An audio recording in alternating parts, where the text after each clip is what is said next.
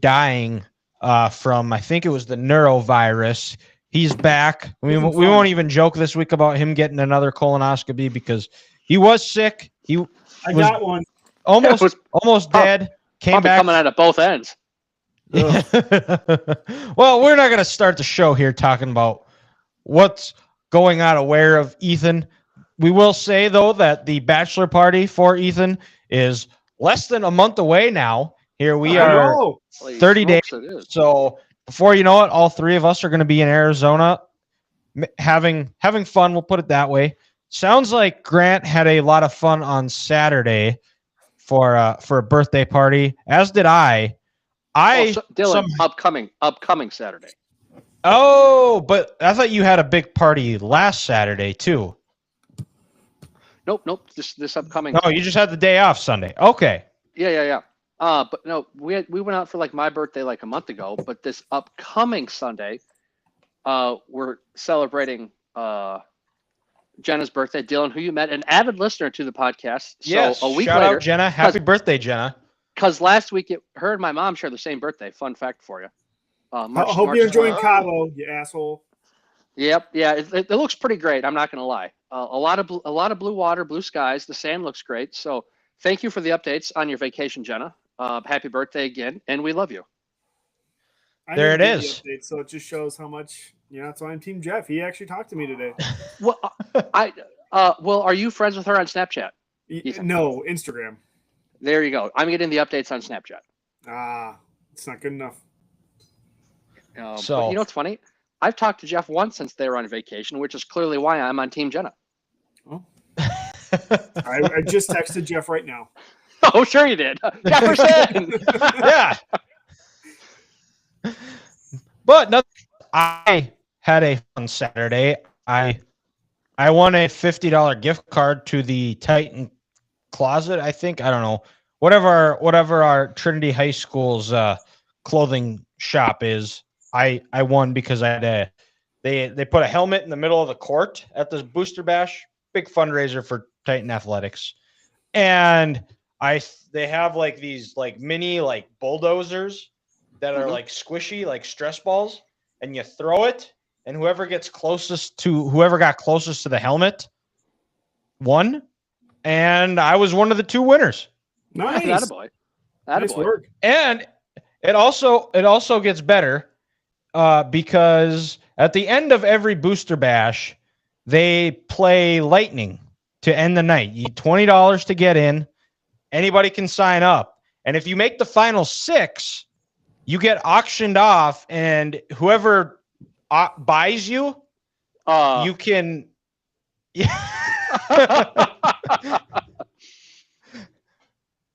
Whoever is the highest bidder for you, they can win part of the pot. And somehow, some way, I made the final 6. I was actually in the final 3. And I think you guys know a little bit about my basketball career, but I don't think you know the full scope of it because we saw one shot. There was exactly. Yep. That's also true. I might share. I'll probably share that Dylan, at some point. Your basketball shot was as good as Stephen A's punch when he was boxing with that one guy that LeBron exposed him on. I made up for it by making the top 3, which it was a Mr. Basketball runner-up, a current sophomore in high school that also plays basketball. He's a good player. It was my head basketball coach's son, who was also a tremendous athlete. And it was the Region 7 Athlete of the Year when he was a senior in 2011. And, yeah. And it was me and one other guy, and spot the sore thumb. But back to talking about my lack of basketball ability. I'll go all the way back to my senior year. I don't think I've told you guys this story, but I was definitely like the Make-A-Wish kid of the basketball team my senior year. I only dressed because I was a senior.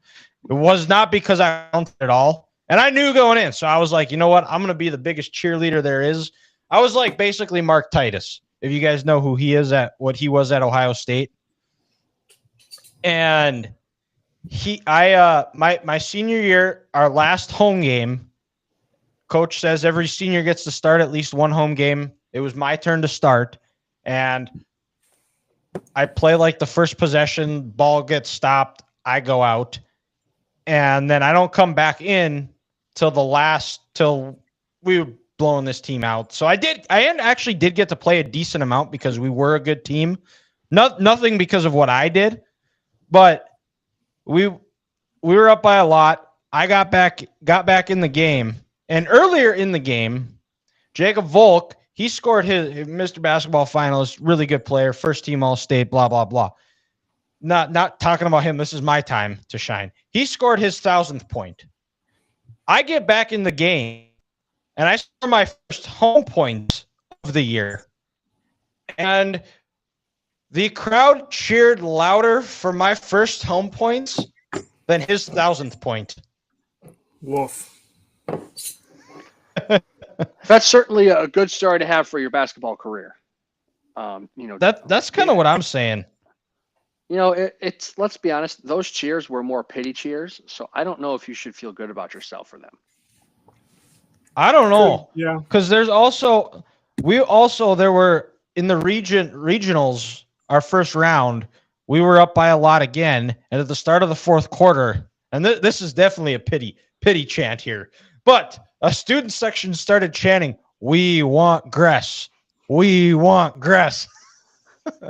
Yeah, no, they were definitely pity or just trolling you at that point. They were like, "We're up so there's bad. no in between. We're beating these guys. We want the Make-A-Wish child on the court." That's when they started. I was like, "Hey, coach, give the people what they want. They want me in, and they want the superstar. Now put them in. They want the superstar." And I think I did score that game too. And that was like the time I played in regionals. We lost our first round of state, but I was always going to look forward to, like, if we were to make the state championship, I would have told coach, like, right before the game started, I said, "Coach, I got 5 fouls," because that would be the only thing that I would ever contribute in a game of that magnitude is if it's late and they need somebody to foul, I got 5 of them. But there are plenty of bench warmers. We're done talking about them, though, because we are going to be talking about the Final Four that is going on. That's going to be starting down in San Antonio with some of Grant's favorite type of women. And he is some of those big old women down in San Antonio. Those big old women down in San Antonio. They brought her in from Dallas. She ain't from San Antonio. She's from Dallas or Houston. She's too pretty to be from San Antonio. But nonetheless, the Final Four is in San Antonio at the Alamo Dome. I'm going to preview those games, and all 4 1 seeds, I believe, and it is actually, if you are in our bracket challenge right now, it is a very hotly contested, going to come down to the wire between the 3 of us, and also for who's going to win. Right now, I'm in the 90th percentile here. I have Duke winning it all. I'm currently sitting in 6th place. Ethan, you're in 4th, and Grant, What is your name in this? Caster. You're in 9th right now. Yeah. So there are 4 people in front of me that have the Gators winning it all. One of them is Ethan, and then one with Duke called Jimbo's Script, and then I'm right behind him here. And to jump Jimbo, he has Florida beating Auburn. I have Auburn beating Florida, and Duke winning it all. So depending on what happens, that Auburn-Florida game, if Duke wins, will be the difference of who wins this bracket, as if Duke continues to go on. If Houston wins, I think I win, honestly. If Florida and Houston win, I win. Because I'm the only one that has winning. Tate Renzenbrink has Florida Duke. He's leading it.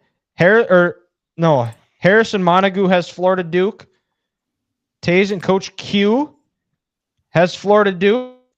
Ethan, you're the only one that does have Florida Houston. So if that were to stand, you would have Houston, or you would win here as the because there's only a couple of people here who have Houston winning. He's got Houston, Florida, and Auburn, Houston.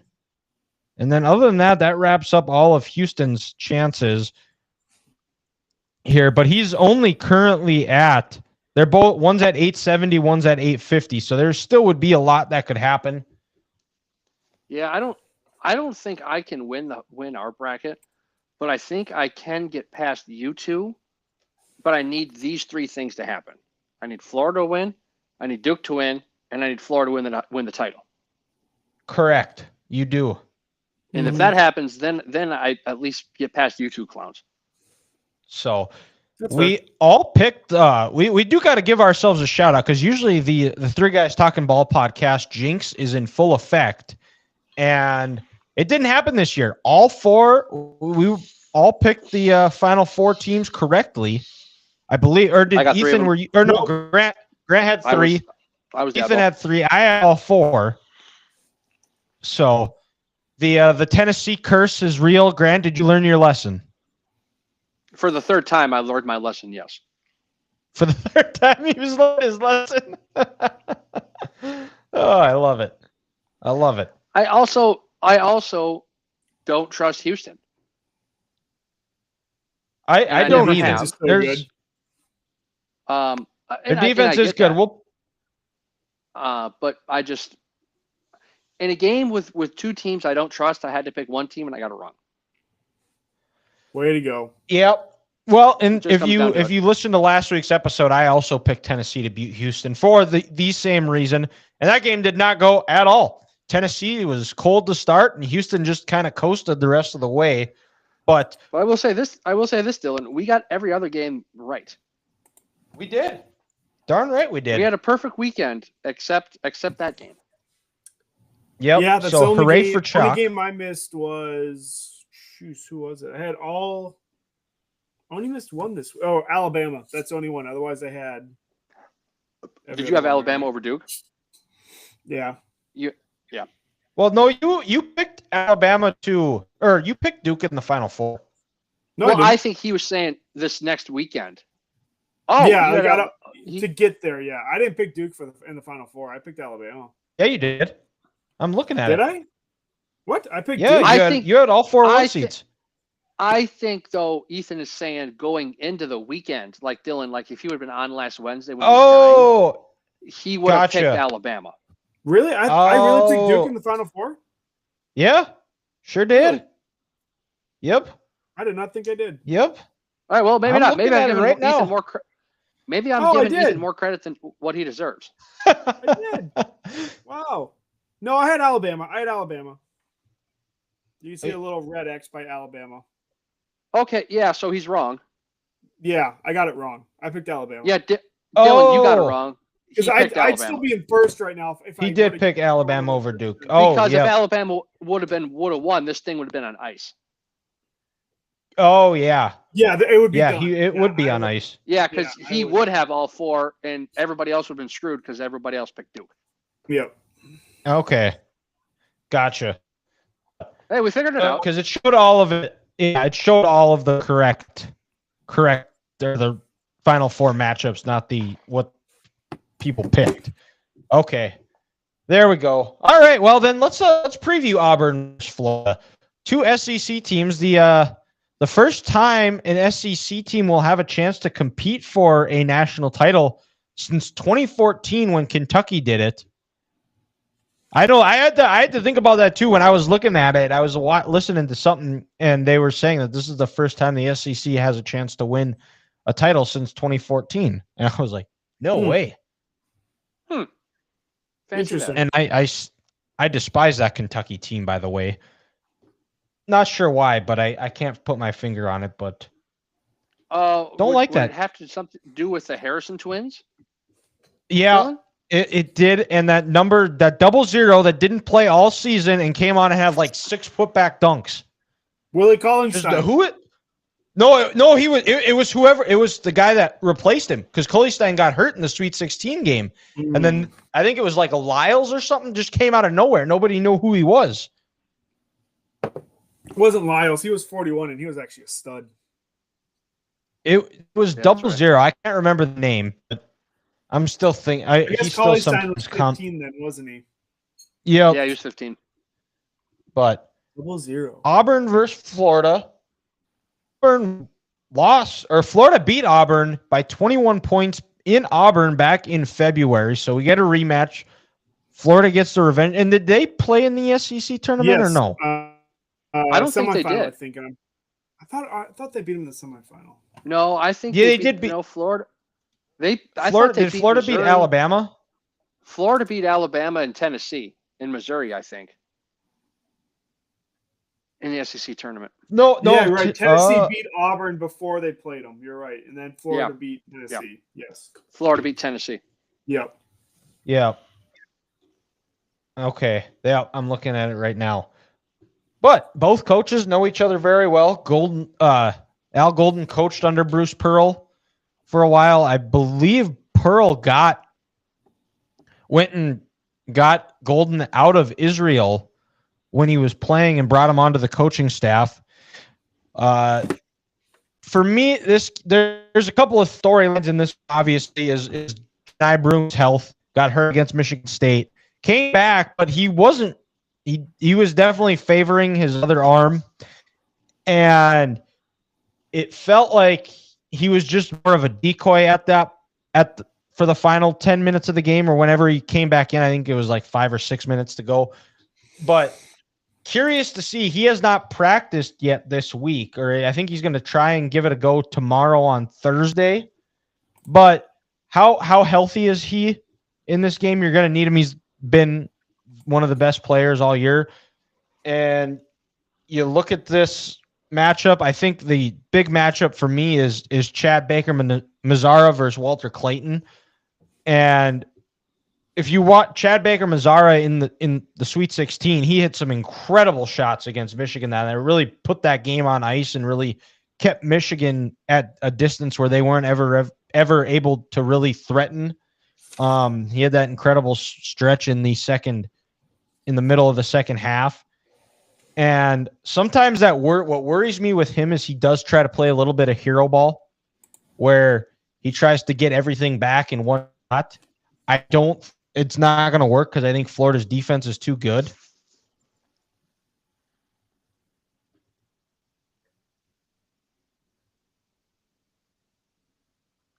Yeah, you guys are welcome. Oh, so I thought you paused. I really did. I did too. Oh no.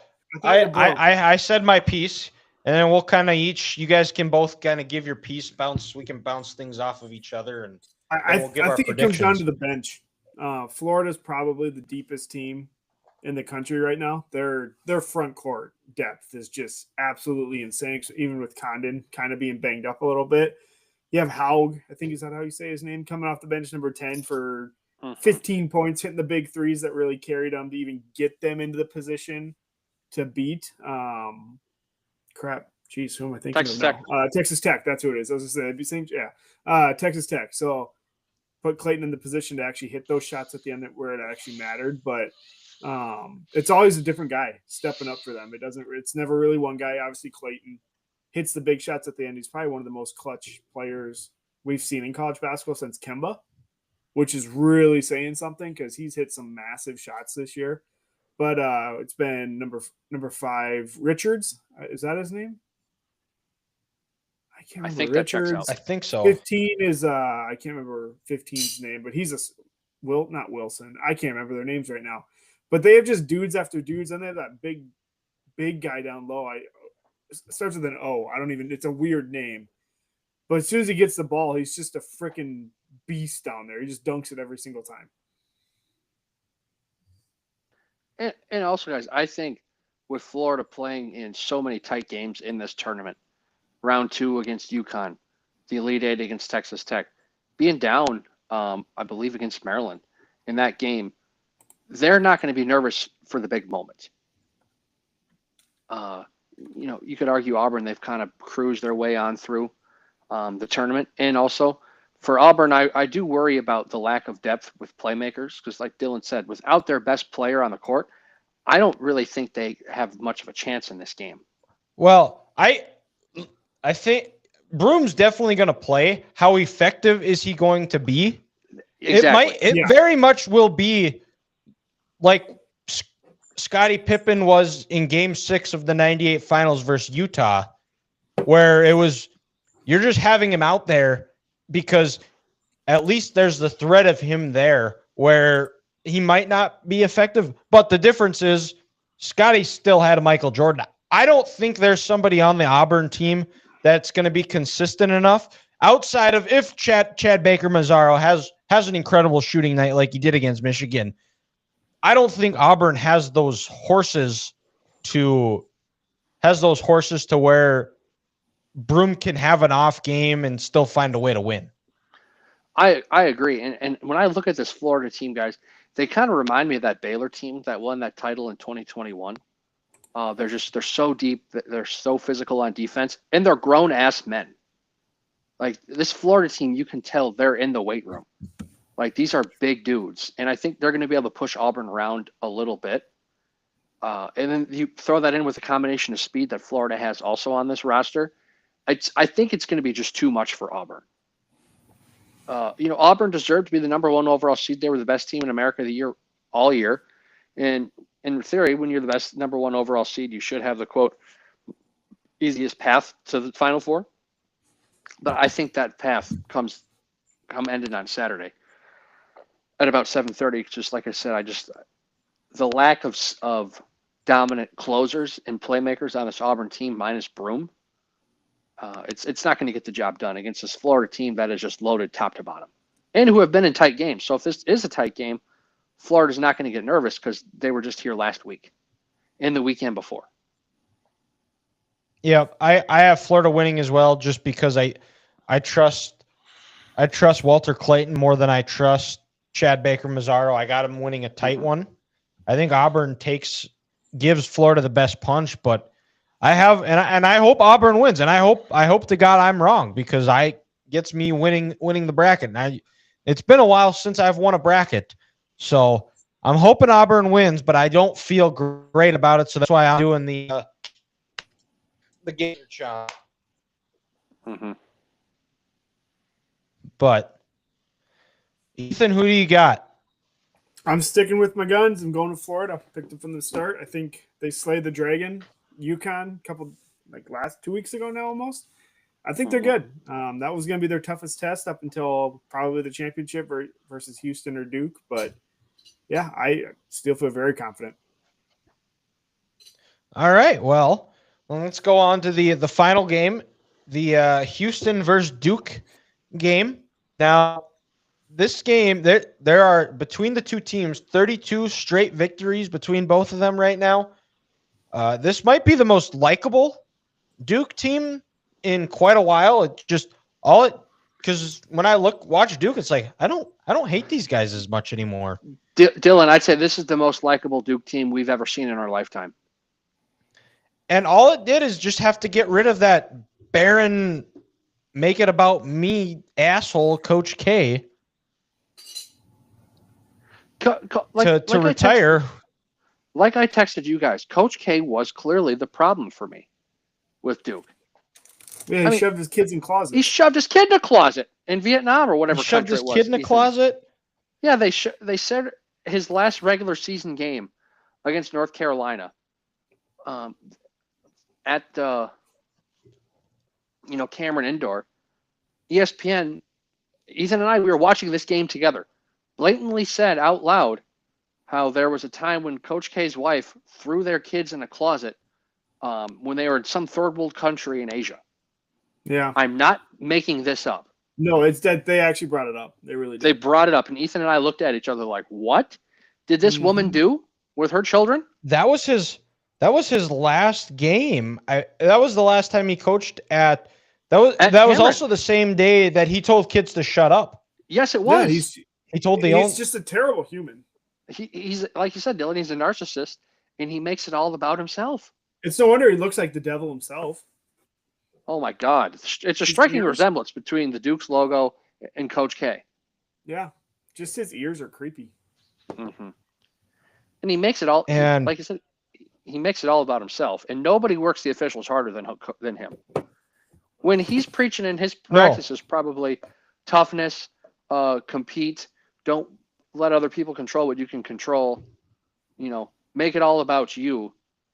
Don't worry about what others say. And he's the one working the officials harder than anyone else. What an asshole. So, and if people don't remember how much of an a-hole Coach K was, Big Cat did make a sheet that he handed out at the Final Four, reminding people of things. So, very sore loser. He told reporters to not direct criticism at players directed at him. Then he followed it up. When you question my coaching, come into camera and look up at the ceiling and see if you should do that. So basically, never question anything about Duke. The day after losing at home to Stephen F. Austin, first time since 1983 that they lost a home game to an unranked non-conference team, Coach K said he had been dealing with a little health issue, which is probably what got the team distracted. Speaking out opponents to tell them how great they play how great they played, so the media will suck his dick. After 88-66 loss to NC State, by in handshake line, then finds Markel Johnson after to tell him you had a great game, not a good game, a great game. After a 113-101 loss to Wake Forest, Coach K tells Wake Forest player Brandon Childress how proud he is of him. After tourney win against Troy, tells Troy player to be champions is something special. We played well because of you. This exchange happens in front of a bunch of cameras in the hallway after the game. After a tourney loss to 14-seed Mercer, Coach K goes into the opponent's locker room to congratulate them. Weirdly, this moment is broadcasted on TV, and everyone says Coach K is an incredible guy. Scolding opposing players after losses and then lying about it. 2016 Oregon loss, Coach K gets angry at Dylan Brooks after a tourney loss to Oregon, tells Brooks you're too good of a player to be doing that stuff. That stuff being shooting the ball at the end of the shot clock in a blowout. Coach K lies to reporters and says he was just congratulating Brooks. Then audio is released showing he scolded him. 2007 Virginia Tech loss. After Virginia Tech wins their first game ever at Cameron Indoor, Coach K goes up to Hokie player Zabian Dowell and said, "You're too classy to be celebrating like that." The next day, when asked about it, Coach K said he was simply congratulating Dowell, and then Coach bullied the reporter to silence, saying he won't want it anymore. So that's just a brief history. There's another side of that one as well, but I don't have it off the top of my head. But nonetheless, we're back to the 2025 Duke team here. And this team is far more likable. Cooper Flagg is a lot of fun to watch. So is Con Kneppel. And when I watch this Duke team, it just feels like in this tournament, they've taken teams' best punches and they still find ways to win and pull away convincingly. I don't know if you guys feel that way when you watch, but that's how it feels like when I watch them. Yeah, I'm with you. They always feel like they're in control of the game. Like, Arizona in the Sweet 16, they got in a nice little run, a couple times made it a close game, but Duke always just kind of flexed their muscle on them. And even this last weekend, the Elite Eight, they got out to such that hot start against Alabama. And then you just kind of felt Alabama got nervous. Like, this Duke team is really good. They're playing their game.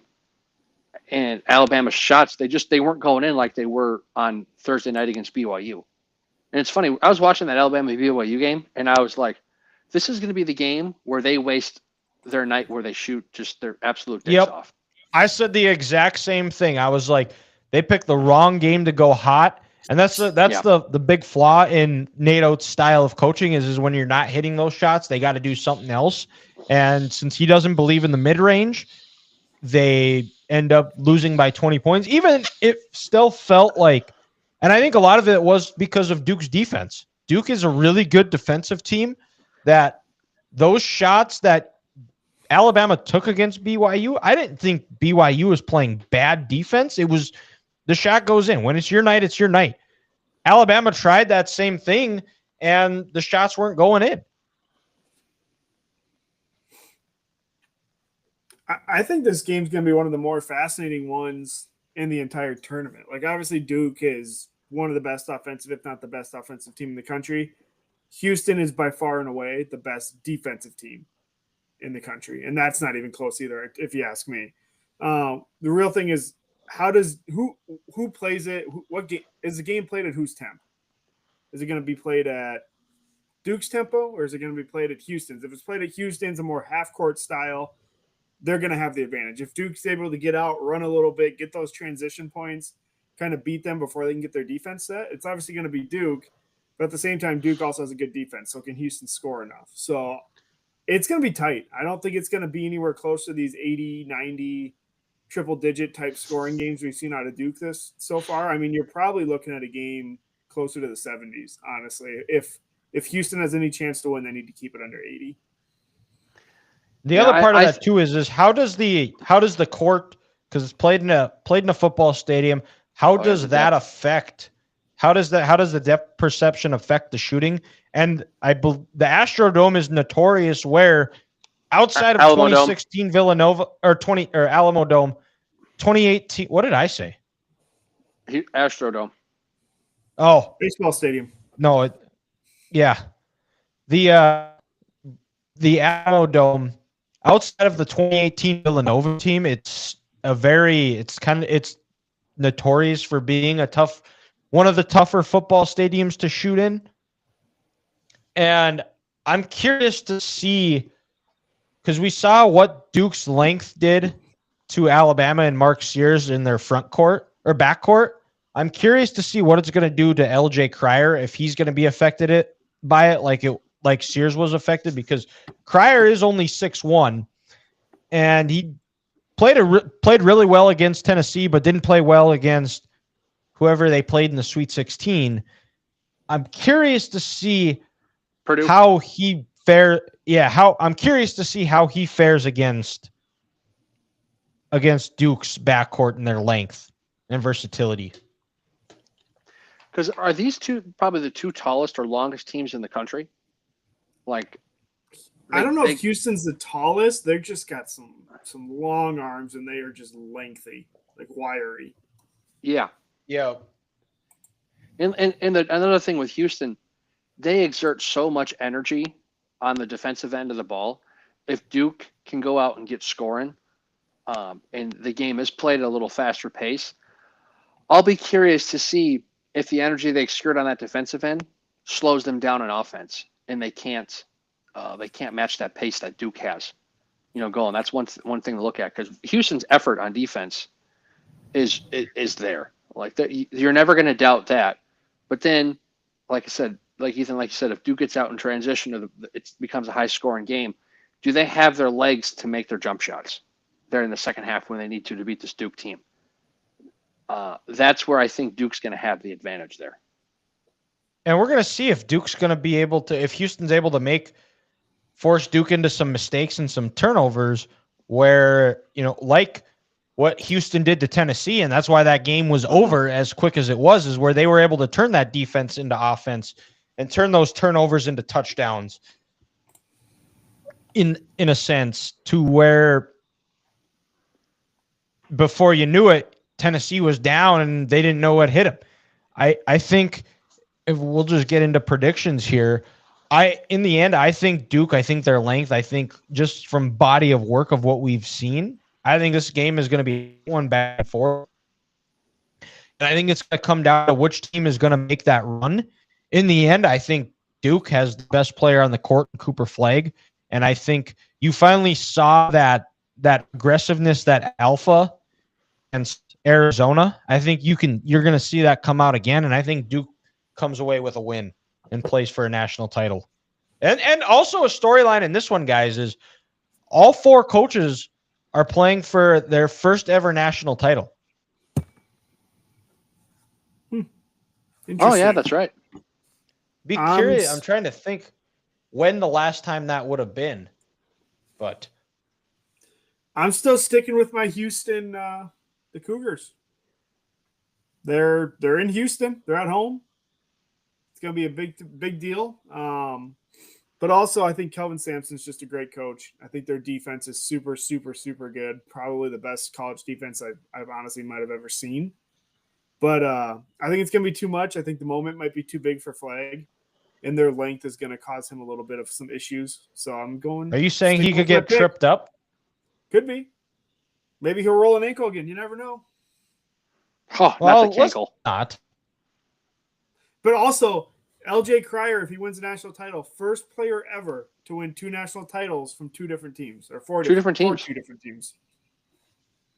Oh, that's right, because he was with Baylor, wasn't he? Baylor when they won it. Yep. Before I give my prediction, Dylan, one more thing that I think about this game will be interesting is the physicality aspect of it. Like I said in that other game, Houston, they have a bunch of grown-ass men again on this team. And, you know, look what they did against Tennessee with Juwan Roberts on the bench in the first half with 2 fouls early. This Duke team, yes, they're long and they play great defense, but they're all pups. This Houston team is men. And maybe they're going to be, you know, more physically dominant and get Duke out of their comfort zone in a little bit of different headspace while this game is going. With all that being said, I'm still going to pick Duke. Like I said, they're the best offensive team in the country and one of the best defensive teams, and I think their length is going to get in Houston's way. I still don't trust Houston to score the basketball consistently enough in this game to get to that 75-point mark, which I think is what they're going to need. Because I understand they have a bunch of players on their roster shooting over 38% from the 3, but I think Duke's length is going to really get in their way and cause them to make some tough shots, and Houston's just not going to do that. And also, I saw that Houston team play on Sunday, and if that Houston team shows up, if you ask me, I think they're losing by 15 points to Duke. Because even though they dismantled Tennessee, they did not look good. So I'm gonna like Ethan. I'm gonna stick with my guns and have Florida and Duke in the tournament, the championship. Like I said before it started. All right. Well, there you have it. Our predictions sure to go wrong. So I guess one of us could be right, or it's going to be Ethan or Grant and I. We both have Florida Duke. Ethan has Florida Houston, and we'll find out on Saturday, and we'll be recapping it next week. Whoever wins, and then we've got Masters, and it's crazy to also think the draft is only 3 weeks away. So we got a little bit of things to fill some space with. But the NFL owner meetings were going on, and the Tush Push talk ban has been pulled for yet another year. So Tush Push will be back next year, whether you like it or not. Not necessarily. They meet. I thought it was they. I thought they tabled until May. They're meeting here at Egan. Is that's was? Yep. So they're meeting in Egan in May, and then they're gonna see if they can. They need what? They had 16 teams this time, so I think they need 24 in order to pass it. So okay, they so tabled that one, and they tabled the reseeding of playoff teams, I believe. Go by record, not division. I don't actually have a problem with them doing that. The I don't NBA either. Divisions don't matter anymore, you know? Correct. Yeah, like hockey, they seed 1 through 8 now too, don't they? No, they do it. They do it different. It's the top. Oh, they still do it differently?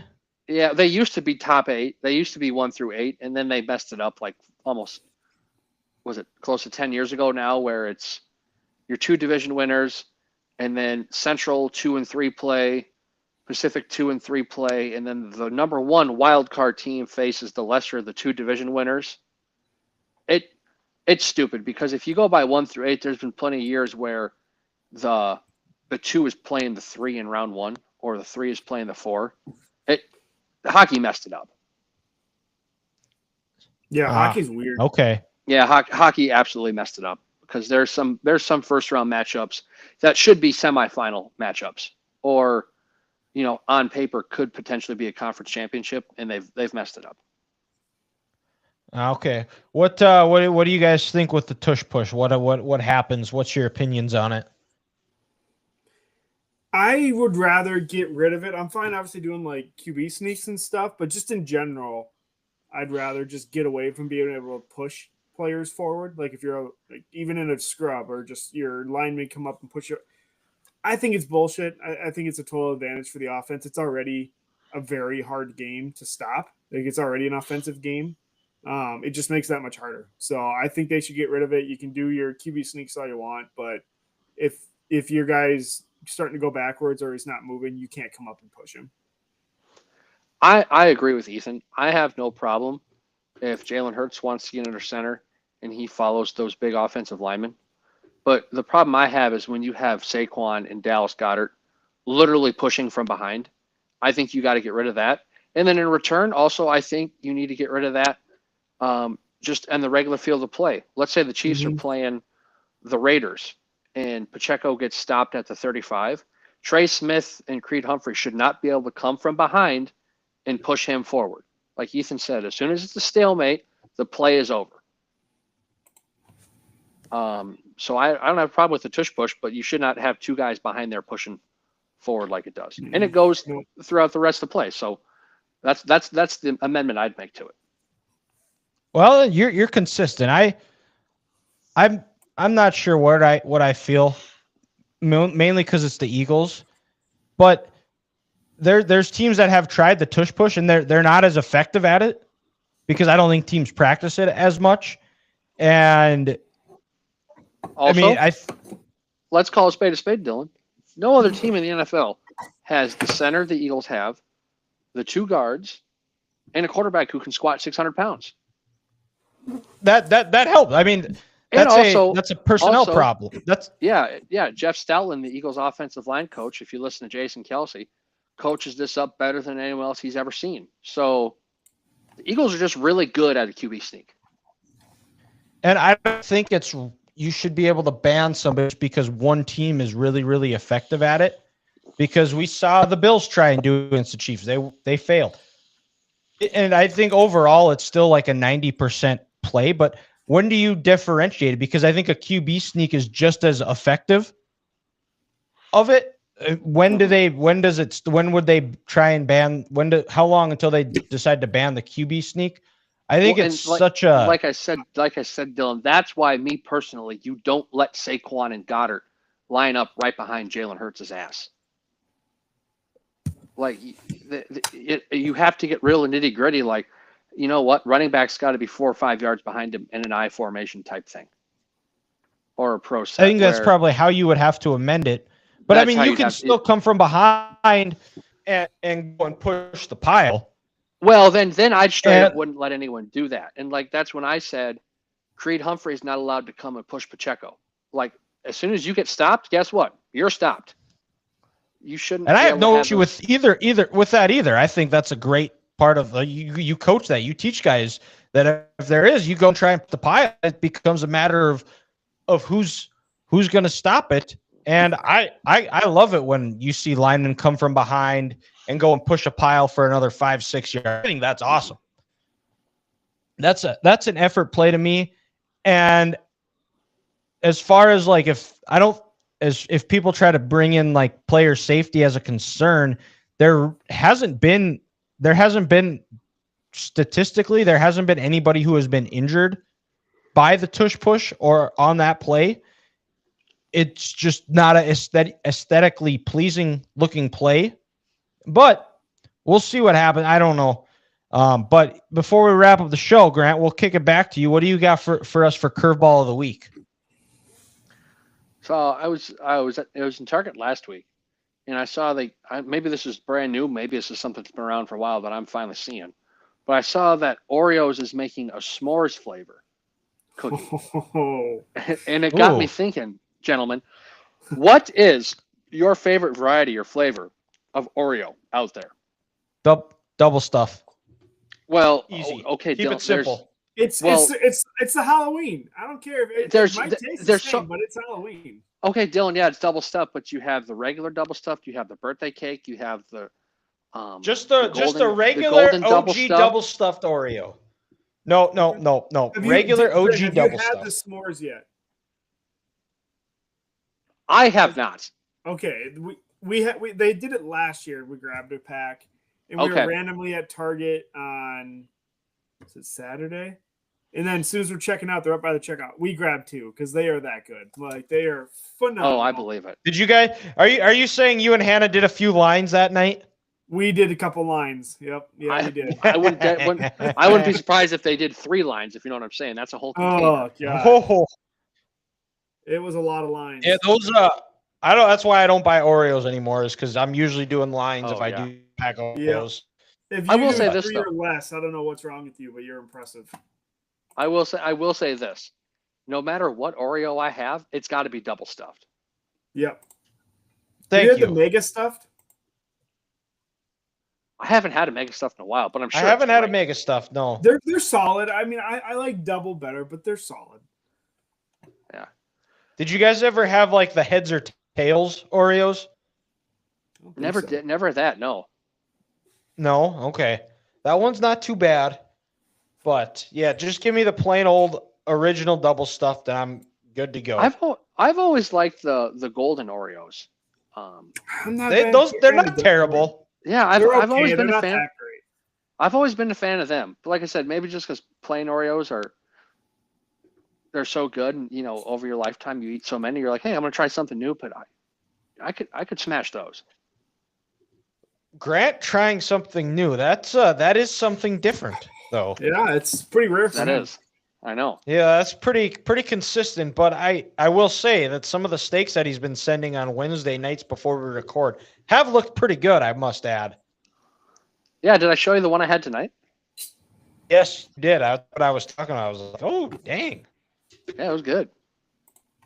But that wraps up this week's episode. We'll be back next week with a Final Four recap and a Masters preview because it is Masters next week, and we'll be previewing that, picking a winner, things to look at.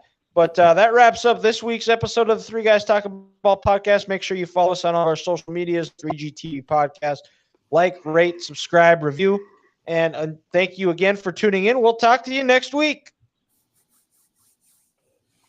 Oh. Oops, that's not what I need. I gotta go find Hannah. I don't even know where the hell she's at. I was gonna say, I didn't see